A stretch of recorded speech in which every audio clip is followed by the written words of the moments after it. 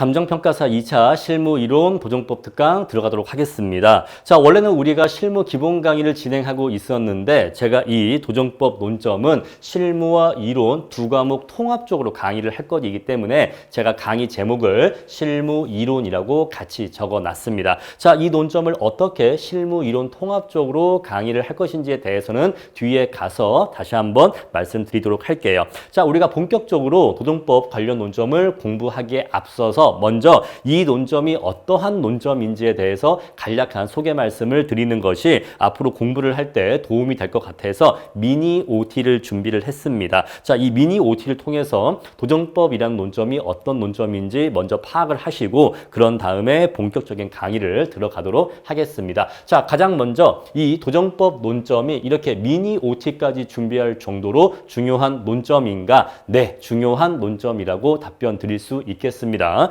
자, 도정법을요, 조금 더 간단하고 명확하게 표현하자면 게임 체인저라고 표현할 수 있을 것 같아요. 자, 게임 체인저라는 표현은요, 게임의 유리하고 불리한 양상을 뒤엎을 수 있는 그 정도의 무기를 게임 체인저라고 합니다. 자, 도정법은 쉽게 얘기하면 게임 체인저라고 표현할 수가 있을 것 같아요. 왜냐하면 도정법이란 논점은요, 이것을 아는 수험생과 모르는 수험생 간의 답안지의 차이가 극명하게 발생하기 때문에 그렇습니다. 자, 그래서 이 논점이 어떤 해 시험에 나왔다라고 한다면 그 논점을 알고 있는 수험생과 모르는 수험생 간의 답안지의 점수 차이가 크게 나기 때문에 당연히 그 해의 합격 여부에도 영향을 미칠 수밖에 없어요. 그래서 자, 올해 33회 시험에서 실무에서도 이론에서도 출제가 되지 않았기 때문에 자, 그러한 상태에서 그걸 전제로 해서 합격자가 나왔고 불합격자가 나왔습니다.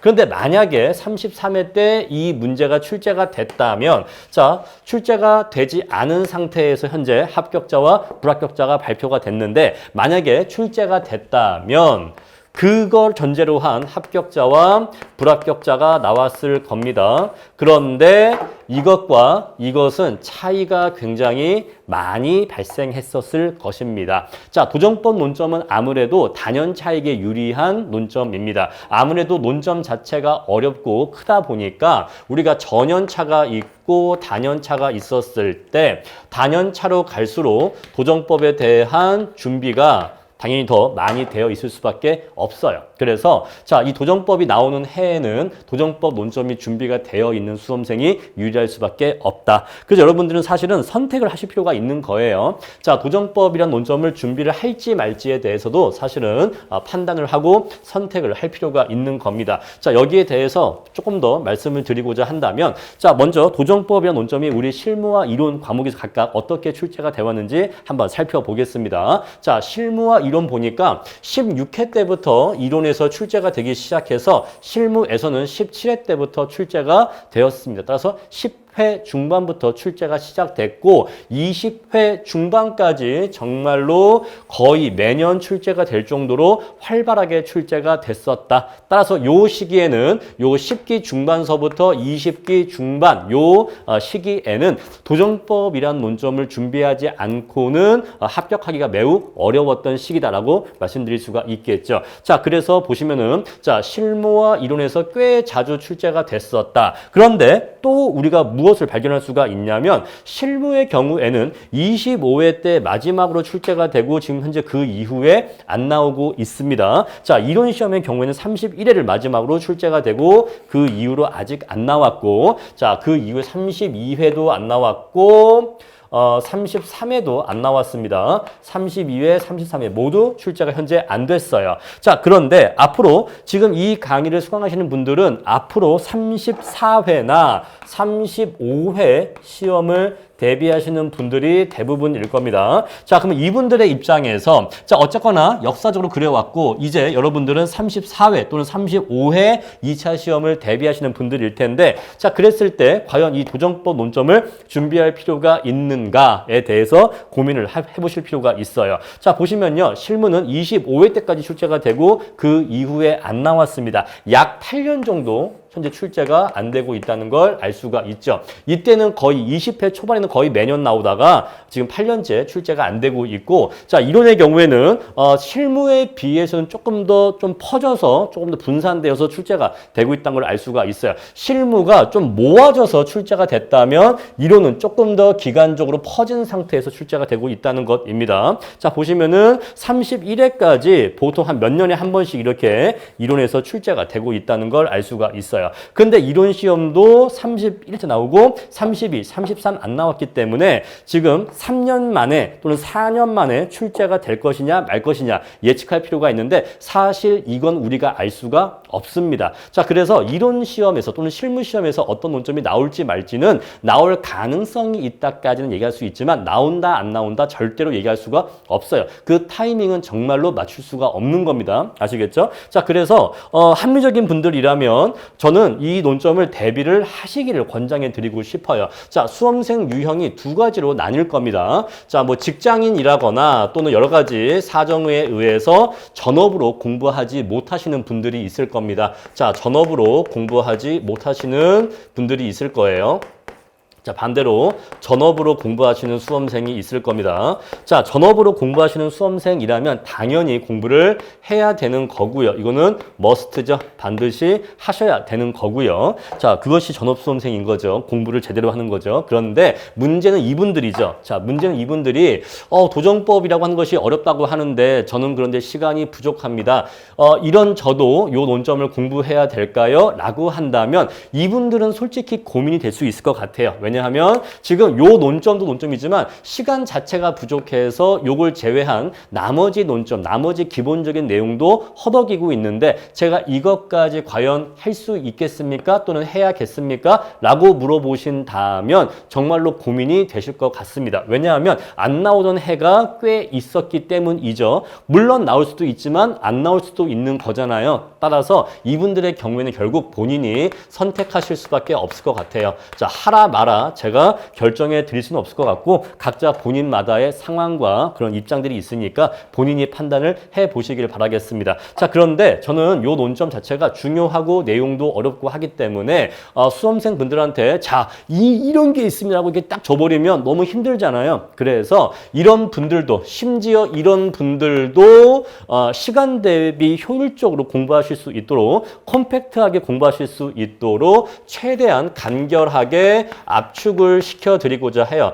간결하게 압축을 시켜드리고자 합니다. 어떻게 압축을 시켜드릴 거냐면 이따가 한 번 더 자세히 말씀을 드릴 건데 이렇게 하나의 표로서 관련 내용을 모두 다 정리를 해드릴 거예요. 자, 이 표에 대해서는 이따가 다시 또 말씀을 드릴 거고요. 자, 그리고 이 도정법 논점이 어려운 이유 중에 하나가 개념에 대한 이해가 정확히 안 돼 있기 때문에 또 어렵기도 합니다. 그래서 이 부분에 대해서 개념의 이해를 시켜드릴 거예요. 그래서 사실 이게 별게 아니다. 굉장히 막 복잡한 문장들이 많이 막 있지만 결국 이 말들은 결국 이렇게 하라는 의미다라고 해서 그 개념의 에센스, 핵심을 간단하게 쉽게 이해시켜 드릴 겁니다. 따라서 굉장히 요 논점을 부담 없이 공부하실 수 있도록 최대한 압축시켜 드리고 쉽게 공부하실 수 있도록 정리해 드릴 거니까 이런 분들도 가급적이면 조금 시간을 내셔서 한 일주일 정도만 시간 내셔서 이 도정법 논점 대비를 하신다면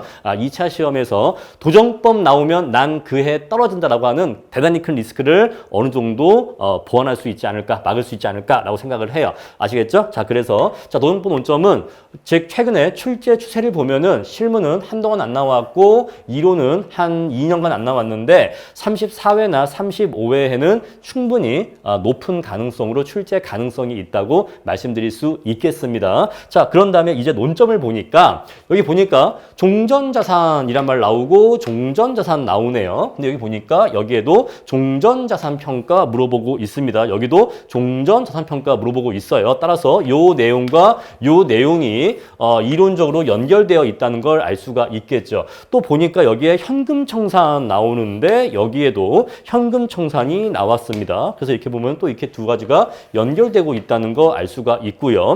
자, 그 다음에 여기에 자, 국공유 재산의 처분 평가 나와 있는데 요 평가는 단계별 평가 업무 중에 하나이기 때문에 요 내용은 요 내용과 또 연결되어 있다는 거 알 수가 있죠. 자, 그리고 여기 자, 종후 자산 나와 있는데 종후 자산 자, 종전과 종후를 모두 알아야지만 비례율 구할 수가 있거든요. 그래서 이 비례율은 결국 종후 자산과도 연관성이 있다는 거 아실 수가 있겠죠. 자, 이런 식으로 해서 실무에서 다루어지는 논점과 이론에서 다루어지는 논점이 상당히 연관성이 높다는 것을 아실 수가 있을 거예요. 제가 그래서 이 논점은 실무, 이론 통합적으로 공부를 해야 된다고 말씀을 드리는 것입니다. 자, 왜냐하면 도정법에 대한 어떠한 논점에 대해서 그것을 숫자로 구하게 하면 그게 실무 문제인 것이고, 예를 들어서 종전 자산을 구해봐, 이걸 숫자로 구해봐 라고 물어본다면 실무 문제로 나오는 것이고, 종전 자산은 어떻게 평가하는 거야 이렇게 말로 물어보면 이론 시험 문제가 되기 때문에 어떠한 논점에 대해서 그 논점을 숫자로 설명하느냐 그러면 실무 문제, 말로 설명하느냐 그러면 이론 시험 문제, 이렇게 갈리기 때문에 이 논점 자체는 공통 논점이다라고 말씀드릴 수가 있겠습니다.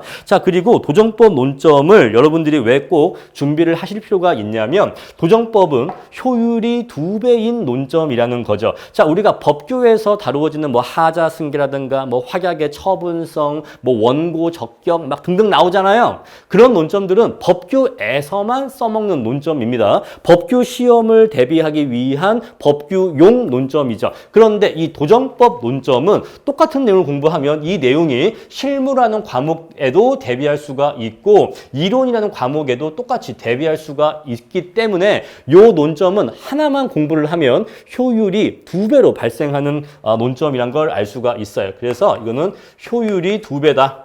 다른 논점에 비해서 효율이 2배인 논점이란 걸 알 수가 있습니다. 그래서 도정법은 웬만하면 공부를 하시기를 바란다. 자, 정리하면 이렇습니다. 도정법은 중요하다. 왜 중요하다? 첫 번째, 어렵다. 두 번째, 그렇기 때문에 아는 수험생과 모르는 수험생 간의 점수 격차가 많이 난다. 따라서 도정법이 나오는 해에는 도정법 문제가 게임 체인저 문제가 될 수밖에 없다. 자, 그리고 과거 출제 추세를 보니까 지금쯤 다시 한번 나올 때가 됐다라고 판단이 든다. 그리고 도정법이란 논점은 실무와 이론 두 과목에 모두 대비할 수 있는 공통 논점이기 때문에 다른 논점에 비해서 그 공부 효율이 2배가 발생하는 논점이고, 그리고 이 논점을 제가 최대한 컴팩트하고 이해하시기 쉽게 정리해 드릴 테니까 약간의 시간만 투자하면 이러한 효과를 얻으실 수가 있을 거다. 따라서 결국 공부를 하시는 것이 좋겠다라고 말씀드리고 있는 것입니다. 아시겠죠? 자, 그렇게 해서 도정법 중요한가? 네, 중요하다. 그래서 왜 중요한지 다 말씀을 드렸습니다. 잠깐 지울게요. 자, 그러면 이제 이 도정법이란 논점이 왜 그렇게 수험생 분들이 공부하시기에 어려운 논점인지 그 이유를 말씀드릴게요. 자, 첫 번째, 도정법 관련된 텍스트는요, 그 텍스트 안에 법률적인 내용을 많이 담고 있습니다. 자, 관련되는 뭐 판례라든가 법 조문 이런 것들이 많이 포함되어 있다 보니까 우리가 공부하기에 어려운 텍스트로 내용이 정리가 되어 있어요. 자, and 두 번째, 도정법이라는 이 법률 자체가 어려운 법입니다. 이 법률이 간단하고 쉬운 법이 있고 어려운 법이 있는데 이 도정법이라는 법은 법 자체의 사이즈가 크고 내용도 어려워요. 따라서 법 자체가 원래 어렵다. and 세 번째, 법이라고 하는 것은 시간이 지남에 따라 개정되면서 변화합니다. 그래서 공부를 하다 보면 과거엔 이랬는데 지금은 이렇다. 몇 년도 몇 월 며칠까지는 이랬는데 그 이후엔 이렇다. 이런 식으로 이 법의 개정 내용이 있다 보니까 또 공부할 게 많아집니다. 자, 이러이러한 이유들로 인해서 일단 기본적으로 여러분들이 도정법 관련 논점을 공부하실 때 읽어보시는 텍스트 자체가 내용이 많고 어렵습니다. 그래서 공부하기가 어렵고요. 자, 그리고 이 안에서 도정법과 관련된 감정평가에 대해서 확실한 정답이 정해져 있는 것이 아니라 각각의 세부적인 논점에 대해서 이견들이 많아요. 그래서 확실한 정답이 있는 경우가 사실상 드물고 여기에 대해서 이견이 있는 경우가 많다 보니까 수험생분들이 공부하셔야 될 경우의 수가 많아집니다. 첫 번째, 경우의 수가 많아진다. 자, 왜냐하면 이견이 있으면 자, 만약에 이견이 A가 있고 B가 있고 C가 있다 하면은 A설은 이렇게 한다. B설은 이렇게 한다. C설은 이렇게 한다. 이 각각의 하나씩 다 의견들이 있다 보니까 이것들을 다 공부를 해야 돼. 그러다 보니까 역시 경우의 수가 많아지니까 공부가 어려워지는 것이고 또 수험생의 입장에서는 정답이 어떻게 평가하는 게 맞다라는 확실한 정답이 없어버리면 당연히 공부할 때 복잡할 수밖에 없어요. 혼란스러울 수밖에 없습니다. 정답이 없으니까. 이렇게 할 수도 있고 이렇게 할 수도 있대. 그럼 대체 뭐가 맞는 거야? 라는 것이 수험생에겐 큰 혼란이 다가온다는 거죠. 그래서 공부하기가 어렵다라는 것이고 자, 엔드 세 번째, 정리가 없었다라고 저는 표현을 하고 있는데 이게 뭐냐면 다른 논점들은 그래도 우리가 수험가에서 수험생분들이 공부하시기에 좀 좋은, 좀 편리한 형태로 수험가적인 정리가 많이 진척이 되었는데 유독 이 도정법 관련 논점은 이 긴 텍스트를 줄줄줄줄 나열하는 형태로 만 남아 있고 좀 컴팩트하게 수험생분들이 정리하실 수 있는 그런 수험적인 자료로서 정리가 좀 미비했다라고 생각을 해요. 그래서 많은 분들이 공부하시기에 불편했다라고 생각을 합니다. 자, 수험생분들이 공부하시기에 좋게 좀 서브 형태로 또는 요약 형태로 자료가 있으면 좋은데 그러한 자료가 좀 부족하지 않았나라고 생각을 합니다. 그래서 공부하기에 불편했다라고 생각을 해요. 자, 그럼 이제 이 어렵다고 하는 이 논점을 어떻게 공부하면 되겠느냐? 자, 필요한 범위까지만 공부를 하셔야 됩니다. 자, 아까 제가 말씀드린 것처럼 여러분들이 도정법 관련 텍스트를 읽어보시면은 이 텍스트의 대부분의 내용들은 다 법률적인 내용이라고 했잖아요. 관련 판례, 법조문 이런 내용들이 대부분의 비중을 차지하고 있어요. 근데 정작 우리가 필요한 건 그 안에 담겨 있는 감정평가와 관련된 내용이거든요. 우리가 정말로 필요한 건 요 내용이기 때문에 이 텍스트 전체를 이해하거나 암기하려 하지 말고 우리가 필요한 이 노른자 부분 감정평가와 관련된 요 노른자 부분에까지만 경계를 명확하게 설정하셔서 요 부분에 대해서만 공부를 하시면 된다.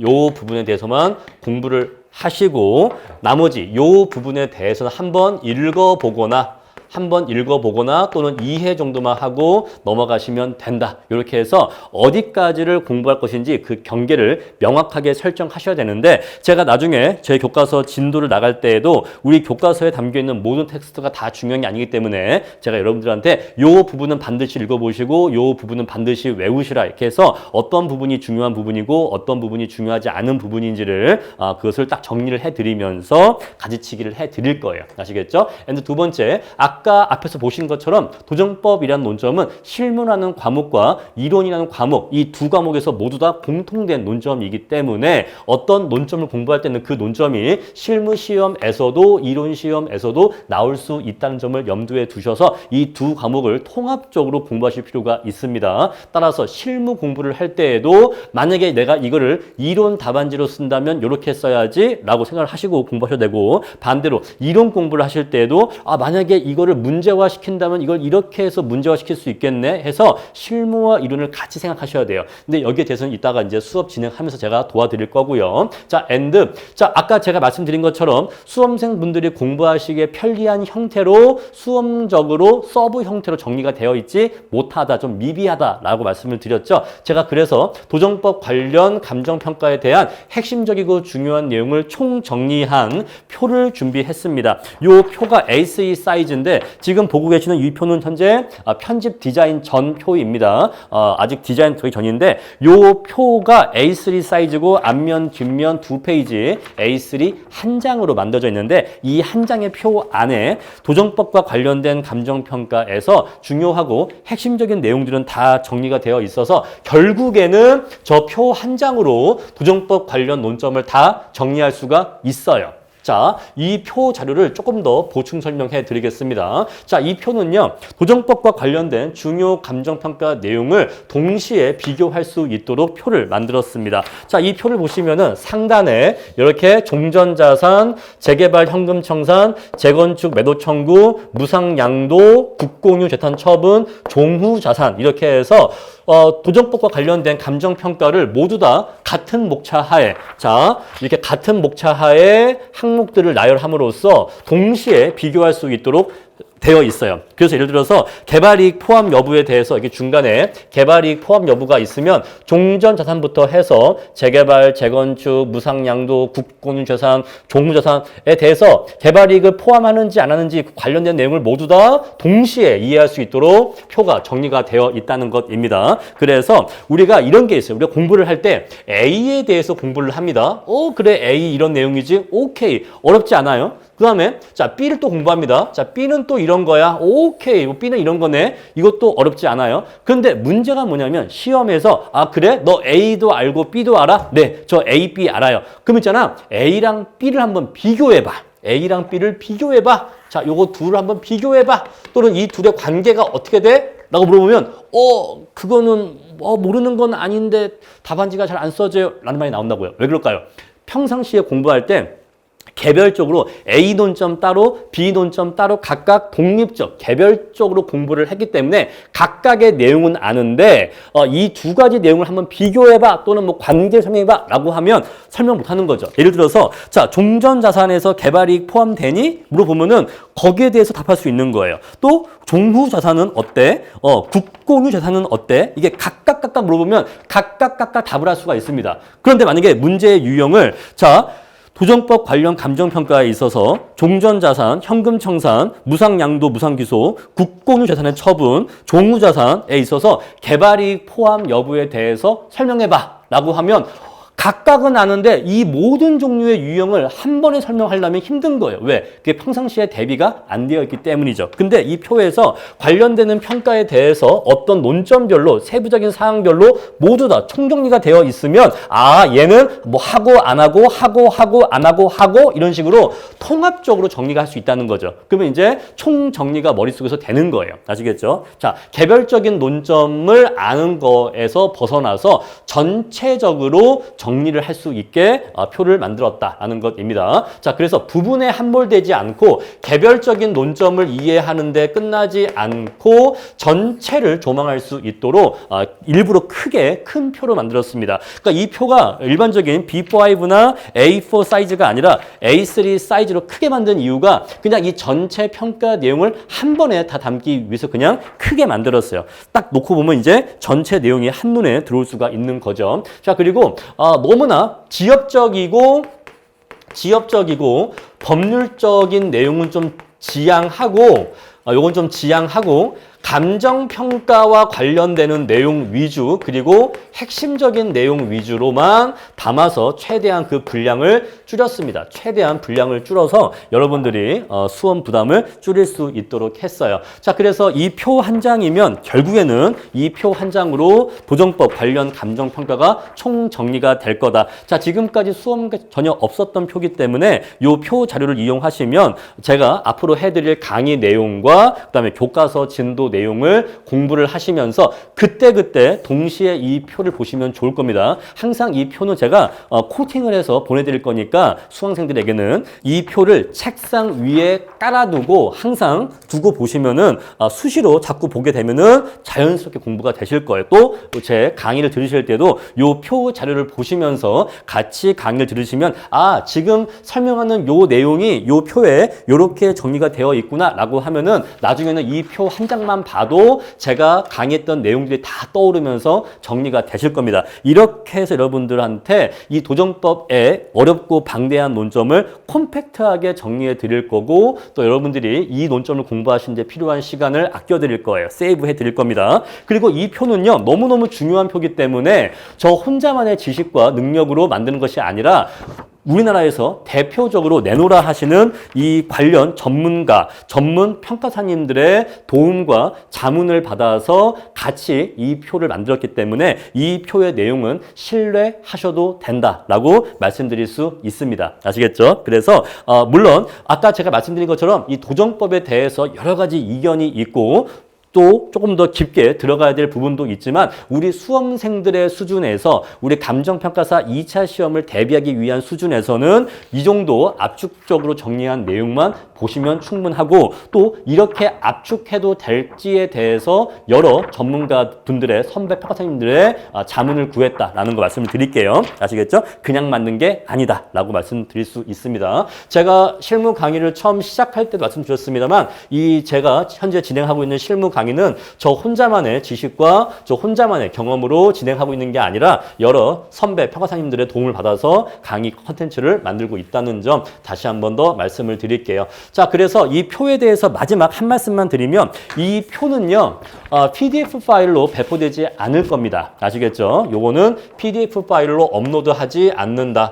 따라서 수강생이라고 해도 요 표는 PDF 파일 형태로 배포되지는 않습니다. 그럼 어떻게 받아보실 수가 있느냐? 제가 요 표는요, 수강생들에게만 제 강의 수강생들에게만 출력을 해서 칼라로 출력을 해서 코팅을 해서 보내드릴 거예요. 칼라 출력 후에 그 다음에 코팅을 해서 보내드릴 겁니다. 왜 코팅을 하냐면 책상 위에 항상 깔아두시고 수시로 보라는 의미로 왜냐면 이렇게 코팅이 안 돼 있으면 금방 훼손되니까 코팅을 해서 제가 보내드릴 건데 언제 보내드릴 거냐? 제가 이 실무 기본 강의 진행하면서 워크북 퀴즈가 수업이 종강이 되면 제가 교재를 한 권씩 보내드린다 했잖아요. 그래서 그 워크북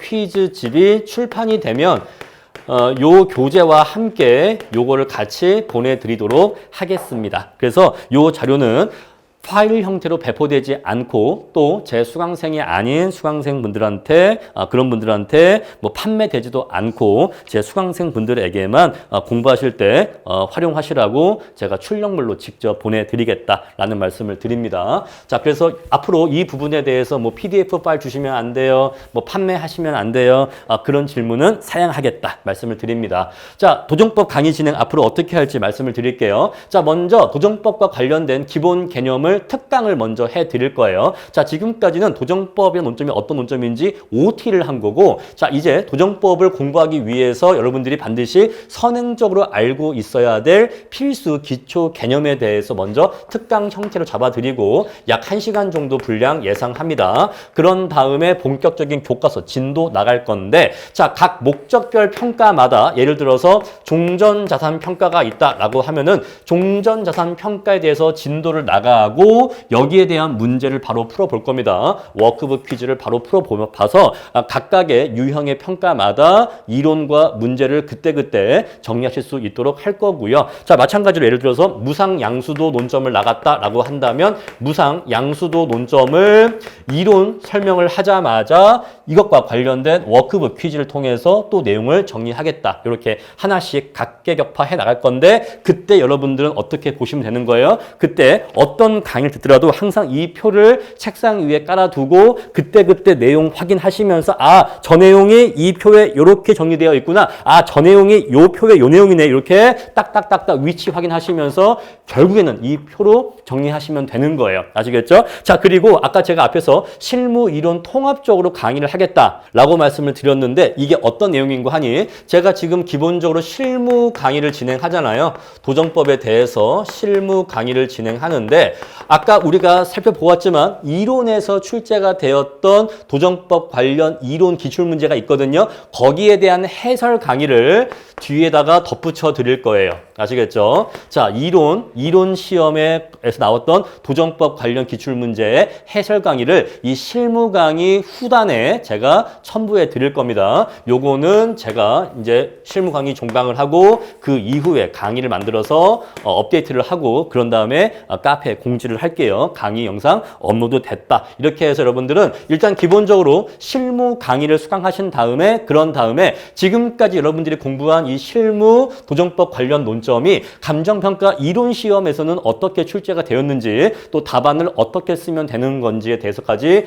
같이 공부를 하시기 때문에 이 논점에 대해서는 실무와 이론 모두 시험 대비가 충분히 되실 겁니다. 그리고 요 강의를 실무 수강생뿐만이 아니라 이론 수강생에게도 똑같이 제공을 할 겁니다. 그래서 이 강의는 실무 이론 통합 강의로 진행된다고 말씀을 드렸죠. 자, 그래서 이론 수강생들이 이론과 관련된 요 강의를 듣는 건 원래 당연한 이야기인데, 요건 당연한데 여기 실무 강의 내용도 추가해서 결국에는 실무 수강생도 이론 수강생도 동일한 컨텐츠로 도정법 논점을 실무와 이론 모두 통합적으로 대비할 수 있게 해드리겠다, 그 얘기입니다. 아시겠죠? 자, 이렇게 해서 도정법은 이렇게 강의를 진행해 나가겠다는 거 계획 말씀드리고 잠깐 쉬었다가 바로 이어서 도정법 기초 특강 들어가도록 하겠습니다.